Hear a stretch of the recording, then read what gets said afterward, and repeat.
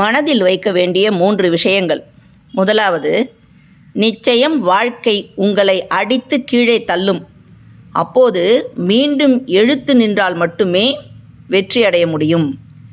வாழ்க்கையில் அப்படியே ஸ்மூத்தாக பறந்தோம், வளர்ந்தோம், படித்தோம், அப்புறம் நல்லா கல்யாணம் பண்ணிட்டு போனோம், ஒரு பையன் ஒரு பொண்ணு, அவங்களுக்கு கல்யாணம் ஆச்சு, வீடு கட்டணும், கார் வாங்கணும், அப்படியே சந்தோஷமாக இருந்து செத்தோன்னு யாரோட வாழ்க்கையுமே இருக்காது. அந்த மாதிரி ஒரு வாழ்க்கை இருந்தால் அது போரும் கூட. வாழ்க்கையில் உங்களுக்கு சில நேரங்களில் பயங்கரமான அடி விழும், நீங்கள் எதிர்பாராத ஒரு துயரமான நிகழ்ச்சிகள் நடக்கும், வாழ்க்கையில் ரொம்ப கஷ்டங்கள் வரும். அப்போ எல்லாம் விழுந்துட்டோமேன்னு கீழே விழுந்து கிடந்தா வாழ்க்கையில் நீங்கள் தோற்று போயிடுவீங்க. விழுந்தாலும் எழுந்து நின்று உழைச்சிங்கன்னா நிச்சயமாக நீங்கள் தான் ஒரு வெற்றியாளர். இரண்டாவதாக, உனக்கு மேலே உள்ளவனை பார்த்து ஏங்காதே, தாழ்வு மனப்பான்மை வரும்.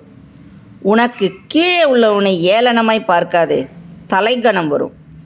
உன்னை யாரோடும் ஒப்பிடாமல் நீயாக இரு, தன்னம்பிக்கை வரும்.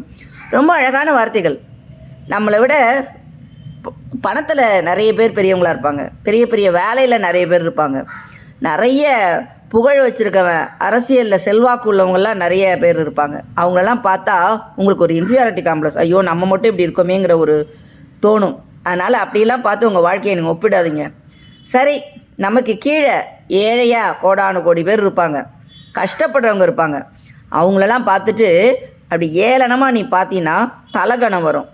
இது ரெண்டுமே இல்லாமல் எந்த ஒரு சூழ்நிலையிலையும் யார் உன்னை கிரிட்டிசைஸ் பண்ணாலும், யார் உன்னை ஏறி மிதித்தாலும், யார் உன்னை காயப்படுத்தினாலும் நீயாக இருந்தீங்கன்னா நிச்சயமாக தன்னம்பிக்கை வரும்.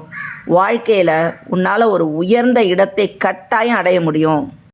மூன்றாவதாக, வாழ்க்கையில் எதையாவது இழக்கும்போது எண்ணிக்கொள், வாழ்வில் நீ இழந்ததை விட சிறப்பான ஒன்றுக்காக வாழ்க்கை உன்னை தயார் செய்கிறது என்று. ரொம்ப சூப்பரான வேர்டிங்ஸு. ஏதாவது ஒன்று உங்களுக்கு அது உயிரிழப்பாக இருக்கலாம், இல்லை பண இழப்பாக இருக்கலாம், இல்லை ஒரு கஷ்டமாக இருக்கலாம். எதுவாக இருந்தாலும் அந்த நேரத்தில் நீங்கள் என்ன நினச்சிக்கணுன்னா, இறைவனோ இயற்கையோ இந்த கஷ்டம் இதை விட ஒரு பெரிய கஷ்டம் வந்ததுக்கு தாண்டி நம்மளை காப்பாற்றிருக்காங்க. அதனால் இனிமேல் வருங்காலங்களில் நமக்கு ஒரு சந்தோஷமான எதிர்காலம் இருக்குது. இப்போ எப்படி ஒரு இரவு வந்தால் திரும்ப ஒரு பகல் வரும், ஒரு கஷ்டம் வந்தால் ஒரு சந்தோஷம் வரும். அதனால் நீங்கள் ஒன்றை இழந்தால் கட்டாயம் அதற்கு பதிலாக ஒன்றை கிடைக்கப்படும், அது உயர்வானதாக இருக்கும்.